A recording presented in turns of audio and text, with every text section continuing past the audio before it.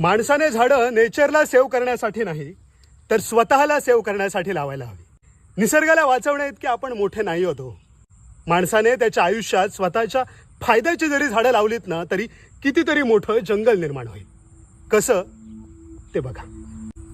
हे कोकणातल्या वाडीतलं घराभोवतालचं जंगल तुम्हाला दिसतंय ना, ते आपल्या पूर्वजांनी नॅचरल ट्रॉपिकल एव्हरग्रीन फॉरेस्टचा, नैसर्गिक जंगलांचा अभ्यास करून डिझाईन केलेलं एक नॅचरल फूड फॉरेस्ट. या जंगलात फणस, कोकम, तिरफळ, आंबा, वटी, नारळासारखी उंच वाढणारी इथल्या नेटिव्ह फूड कल्चर मधली आतिंगण, हेळो, उंडली सारखी मेडिसिनल यूज असलेली झाड, आईन, किनळ, शिवण, शिसम सारखी घराला लाकूड आणि फर्निचर देणारी झाड. हे आमचंच नाही तर हॉर्नबिल, शेकरू, पाम सिवेट सारख्या कित्येक पशु पक्ष्यांचंही घर. आपल्या पूर्वजांनी वारसा म्हणून दिलेल्या फूड फॉरेस्ट मधल्या झाडांखाली नॅचरली रुजून आलेली रोपटी आपल्या जीवनशाळेच्या आजूबाजूला लावतो आहोत. सेव्ह नेचर नाही, सेव्ह ह्युमन.